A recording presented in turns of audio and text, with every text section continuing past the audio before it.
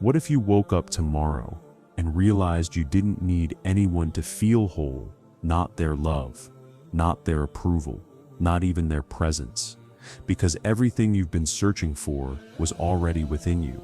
That's not loneliness, that's liberation. And it's exactly what Ibn Arabi meant when he taught that true happiness begins the moment you stop seeking yourself in others. 1. The illusion of needing others. Think about how much of your happiness depends on someone else's reaction. A text message, a compliment, a like on your post. These tiny digital gestures can lift or drop your mood within seconds.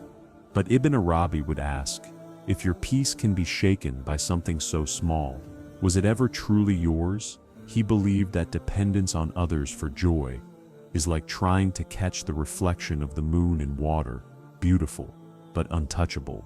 The real moon, the real light, is within you. When we rely on others to feel complete, we unknowingly hand them the keys to our emotional world. One moment, we're glowing with affection. The next, we're restless, waiting for someone to notice us again. It's exhausting because it's a cycle built on illusion. The illusion that happiness lives somewhere outside our own heart. Ibn Arabi taught that this illusion is the first veil between you and the divine reality. The more you chase love, approval, or validation from others, the further you drift from the source that can never be taken away. So what's the way out of this trap? The first step is awareness. Notice how often your mind says, if only they liked me, if only they stayed, if only they saw my worth. Every time that thought arises, you're witnessing your soul searching for home in a foreign land. The external world is not your home. It's a mirror. The reflections can be kind or cruel, but they are never the source. Ibn Arabi would say that the lover's pain is not in loving, but in forgetting who the true beloved is, the one that breathes through all things. Let's bring this down to the everyday level. Imagine someone stops talking to you unexpectedly. Instantly, the mind begins its spiral. What did I do wrong? Why don't they care anymore? But if you pause, take a breath, and turn inward, something incredible happens. Beneath the storm of thoughts, there's a silent witness observing it all. That awareness, that calm space, has never been abandoned. It's untouched by anyone's approval or absence. This is the beginning of freedom. The realization that you are the observer of emotions, not their prisoner. Ibn Arabi once described the human heart as a vast ocean that contains every wave, love, fear, joy, grief, but remains unbroken beneath the surface. The problem is, most of us live at the surface. We ride the highs and drown in the lows, forgetting the still depth beneath it all. When you dive deeper into yourself, you start to see that the love you crave is not missing, it's misplaced. You've been looking at others to reflect what already exists in you.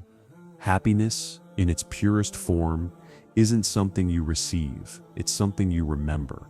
It's the moment you realize you were never disconnected from the source of love. You just forgot where to look. When you remember this, relationships transform. You no longer enter them out of need, but out of overflow. You give because you are full, not because you are empty. You listen not to be validated, but to understand. You love without fear, because your happiness is no longer fragile. It rests on something eternal. And that's the paradox Ibn Arabi revealed. The less you need people, the more deeply you can love them. Because when love is no longer tied to expectation, it becomes pure. You can let people be who they are without trying to mold them into the source of your happiness. You stop clinging and start flowing. You stop begging for love and start embodying it. To be happy without needing anyone else doesn't mean isolation, it means liberation. It's realizing that everyone who enters your life is a visitor in your heart, not the landlord of your peace. When you see others as reflections of the divine light, rather than replacements for your own, you begin to live with a kind of freedom that no one can give and no one can take away. That's where true joy begins. Not in finding someone who completes you, but in remembering that you were never incomplete. 2. The hidden treasure within. Close your eyes for a moment and imagine this. You are standing in a vast desert. The sun is setting, painting the sky in gold and crimson. You've been walking for miles, thirsty and tired, searching for an oasis, something to fill the emptiness inside. Then suddenly you realize that the water you've been searching for has always been within you. That is what Ibn Arabi meant when he said, "He who knows himself knows his Lord." Every human being carries within them an infinite treasure, the essence of peace, love, and joy that isn't dependent on anyone or anything. But most of us spend our entire lives searching for it in others. We chase relationships, achievements, and recognition, hoping that one day something outside will unlock our happiness. Yet the more we chase, the more distant it feels. The truth is simple but radical. You already have what you're looking for. You've just been looking in the wrong direction. Ibn Arabi saw the human self as a mirror of the divine. What you admire in others, their beauty, strength, kindness, wisdom, are reflections of qualities already within you. When you say, "I love how peaceful that person is," what you're really saying is, "Something in me recognizes peace." You can't perceive what you don't already carry. The outside world becomes a reminder, not a provider, of your inner light. And when you understand that, dependence begins to fade like morning mist. But here's the challenge. The treasure within is hidden under layers of noise: fear, insecurity, self-criticism, comparison. We scroll through endless feeds, measuring our worth by invisible scales, forgetting that our value was never meant to be measured at all. Ibn Arabi would call this the fog of forgetfulness. The more we identify with the temporary, the body, the ego, the image, the more distant we feel from the eternal essence within. To find happiness without needing anyone, we must first pierce through that fog. So how do we do that? Start by observing yourself. When you feel hurt, jealous, or lonely, don't rush to escape it. Sit with it. Watch the feeling without judgment. It's like diving beneath the surface of the ocean. At first, it's dark and uncomfortable, but as you go deeper, you begin to see the light filtering through. That light is your awareness, your consciousness. The more you connect with it, the more peaceful you become. Because awareness doesn't depend on external validation, it simply is. Ibn Arabi taught that God reveals himself in the heart of those who are present. Presence is the doorway to the treasure within. When you stop chasing and start being, you begin to experience life differently. You notice the wind against your skin, the rhythm of your breath, the quiet joy of simply existing. These are not small things. They are sacred reminders of your connection to everything around you. Happiness stops being a pursuit and becomes a natural state of being. Imagine waking up in the morning and realizing you don't need anyone to tell you who you are or what you're worth. You already know. You can love people without fear of losing yourself, because your center is unshakable. This doesn't mean you stop caring. It means you care from wholeness, not from emptiness. You no longer seek love to fill a void. You share love because it's overflowing. That's the shift Ibn Arabi invites us to make, from seeking to remembering, from needing to being. When you know yourself deeply, loneliness transforms into solitude, and solitude becomes sacred. You begin to enjoy your own company, because you see the divine presence within you. You realize you're not a small, separate being trying to survive. You're a spark of something infinite. And in that realization, you find the freedom that no relationship, no achievement, no possession can ever give. So the next time you feel incomplete, pause and listen. Beneath the noise of your mind, beneath the longing for others, there's a quiet voice whispering, you are already home. That's the voice Ibn Arabi spoke of, the voice of the divine within. When you begin to hear it, you'll understand that happiness was never something to find. It was something to remember. 3. Seeing beauty in everything that comes and goes. Imagine standing at the edge of the sea, watching the waves rise and fall. No matter how tall the waves grow, they always return to the same ocean. Life is exactly like that, constantly changing on the surface, but still an eternal underneath. Ibn Arabi called this the unity of being, the understanding that everything you experience, joy, loss, love, pain, is a reflection of the same divine presence. When you see life this way, you stop fighting the waves and start learning from them.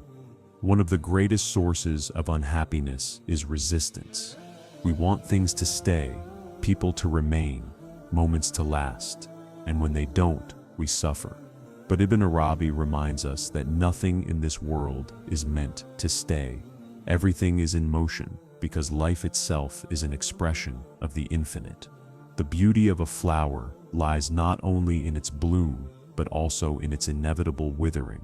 The secret to happiness is to love without clinging, to appreciate without possession, to welcome change as a divine rhythm rather than an interruption. Think about the last time you lost something, or someone you deeply cared about. The first reaction is pain, then anger, then confusion. But if you look deeper, you might sense something sacred beneath the sorrow: growth. Loss strips away illusion. It forces you to see what cannot be taken. Ibn Arabi believed that everything transient in your life acts as a teacher, guiding you back to what is eternal. When a person leaves, they're not truly gone. They've completed their role in your awakening. When a door closes, it doesn't end your journey. It redirects it towards something truer. The heart's mistake is believing that happiness depends on permanence. But everything in the material world changes: seasons, relationships, even emotions. Ibn Arabi invites you to see this impermanence as proof of divine intelligence. The universe is constantly rearranging itself to help you grow. Every disappointment, every ending, every silent night when you feel forgotten, they're all whispers saying, "Look beyond me. The real is waiting." So how do you find happiness in a world that never stands still? By shifting your focus from possession to perception. Instead of asking, "How long will this last?" ask, "What is this moment showing me?" Each experience becomes a mirror, reflecting a part of you back to yourself. The friend who betrayed you reveals your strength to forgive. The love that faded shows your capacity to feel deeply. The dream that failed teaches you detachment. Once you start seeing life this way, even pain becomes meaningful. Ibn Arabi once said that the entire universe is a book, and every event is a verse written by the divine. When something beautiful happens, read it with gratitude. When something difficult happens, read it with curiosity. Both are sacred pages in the same story of awakening. When you live with this awareness, you stop dividing life into good and bad. You begin to see everything as grace in disguise. There's a quiet freedom in this perspective.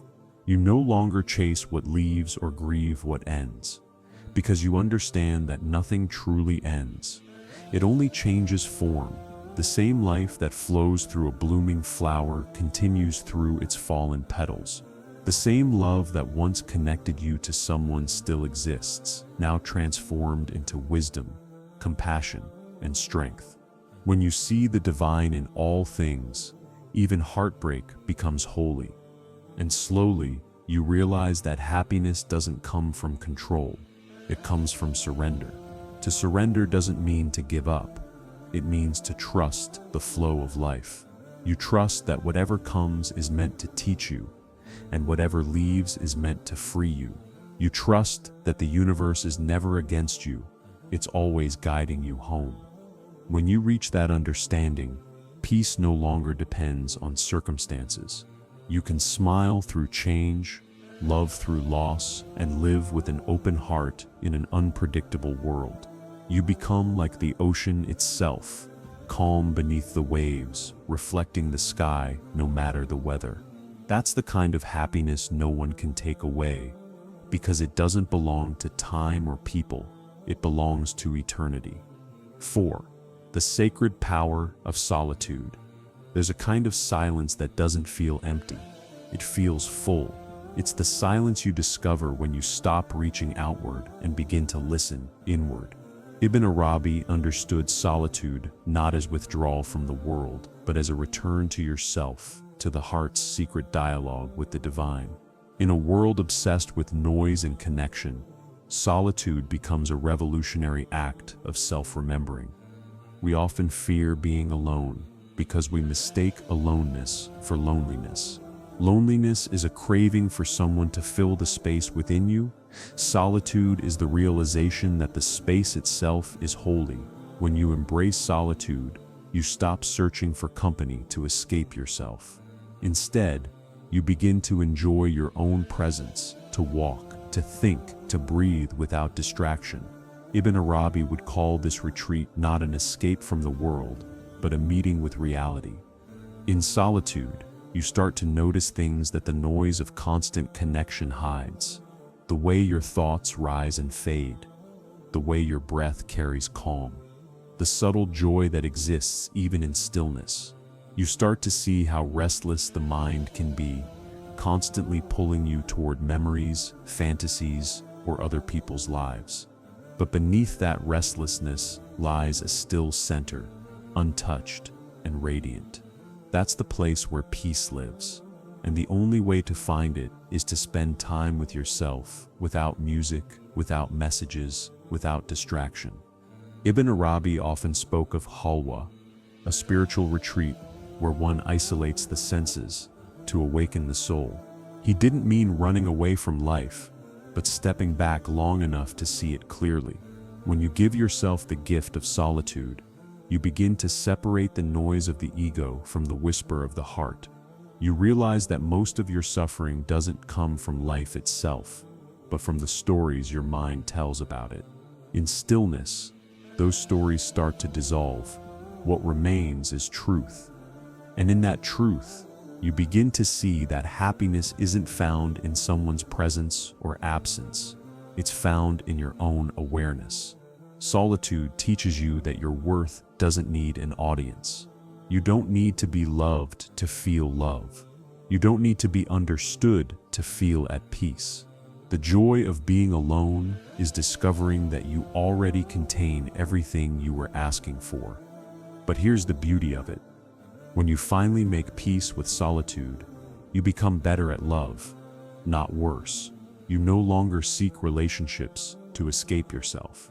You seek them to share yourself. You don't demand attention. You offer presence. You don't cling. You connect. Ibn Arabi believed that true love arises only after solitude, because only then do you know that your love is free, not born out of need, but of overflowing wholeness. Try it for a day. Sit in silence for even 15 minutes, without a phone, without music, without trying to fill the air. At first, it might feel uncomfortable. The mind will protest. This is boring. This is pointless. But stay with it. Slowly, you'll begin to feel the hum of life itself, the quiet pulse beneath everything. That's not boredom. That's presence. And once you taste that, you realize that solitude isn't the absence of people, it's the presence of yourself. Ibn Arabi taught that the one who knows how to be alone is never truly alone, because in that state of presence, you feel the entire universe breathing with you. The trees, the wind, the stars, all of it feels alive, connected, intimate. Solitude opens your senses to the sacred. It turns ordinary moments, like watching the sun through a window or hearing the rain against the earth, into experiences of wonder. When you embrace solitude fully, you stop fearing emptiness, because you realize it's not empty at all. It's filled with divine presence. You don't run from the quiet anymore. you run toward it. You find that happiness doesn't require noise, approval, or company. It simply requires awareness. And so, as Ibn Arabi would remind us, seek not the crowd to find comfort, but the silence to find truth. When you can sit in stillness and feel whole, even with no one around, you have discovered something rare and powerful, the kind of happiness that no one can give you and no one can take away. 5. The end of separation. There comes a moment in every seeker's journey when the boundaries begin to blur between you and others, between the lover and the beloved, between the self and the world. Ibn Arabi called this the unveiling of oneness, the realization that there is only one being expressing itself in countless forms. It is a truth, both simple and profound. There is no me and you, no mine and yours. There is only the one forever dancing through different faces, different hearts, different stories. Most of our suffering comes from forgetting this unity. We see ourselves as separate islands, longing for connection, fearing rejection, grasping at love as if it could vanish. But how can love vanish when it is the very fabric of existence? When you begin to see others not as outsiders, but as reflections of your own essence, the fear of losing them dissolves. You no longer need to hold on, because nothing can be lost in what is whole. Ibn Arabi wrote that the lover, the beloved, and love itself are one and the same. What you love in another is the divine light shining through them. When you feel affection, awe, or admiration, you're not loving a person, you're loving the reflection of the infinite within them. Every human being becomes a window through which the divine looks back at you. The mistake is when we cling to the window and forget the light it reveals. To be happy without needing anyone else doesn't mean cutting yourself off from people. It means seeing through them to the truth that connects you. You start to understand that every encounter is sacred. The friend who makes you laugh, the stranger who shows kindness, even the person who hurts you, all are expressions of the same divine presence, teaching you different lessons about love. Nothing is random, everything is revelation. Imagine walking through life, seeing every person as part of your own soul, the one who praises you and the one who criticizes you. They're both mirrors showing different sides of who you are. When you truly grasp this, your heart softens. You stop taking things personally because you see that everything is a dialogue between you and the divine. When someone rejects you, it's not life saying, "You are unworthy." It's life saying, "Look deeper. Your worth doesn't depend on anyone." This understanding brings an incredible freedom. You no longer love to possess. You love to reflect. You don't cling because you finally see that nothing real can ever be lost. The people who leave your life continue to live within you as love transformed into wisdom. The ones who stay become reminders of the beauty of connection without chains. Love turns into a flow, not a cage. It breathes, expands, and includes everything. Ibn Arabi once said that when you know yourself, you see God in everything. And when you see God in everything, you can't help but love. Not the needy, grasping kind of love, but a vast, quiet, unconditional love that doesn't ask for anything in return. This is the love that frees you. It allows you to walk through the world, open-hearted yet untouched. You can appreciate beauty without trying to own it, offer kindness without expecting recognition, and let go without feeling incomplete. In this state, relationships become sacred mirrors rather than emotional dependencies. You no longer need someone to complete you, because you've realized that you are already whole. When you meet others, it's not two halves searching for completion. It's two full beings celebrating the same divine essence. Every smile, every conversation, every shared silence becomes a prayer of recognition. I see the light in you because it's the same light in me. And perhaps That is the ultimate happiness Ibn Arabi pointed toward. The peace that comes from seeing no separation. When you understand that the love flowing through you and the love flowing toward you are one and the same, you stop chasing and start shining. You become a vessel of the divine current, effortlessly giving and receiving love without fear. In that realization, the question, "How can I be happy without anyone else?" dissolves. Because you see, there was never anyone else. There was only you, reflected endlessly in the mirrors of creation. And when that truth sinks in, happiness is no longer something you find. It is what you are. So after all the searching, all the reflection, all the longing for peace, where do we arrive? Right here, in the stillness of your own being. Ibn Arabi's wisdom reminds us that happiness isn't something to acquire or defend. It's something to uncover.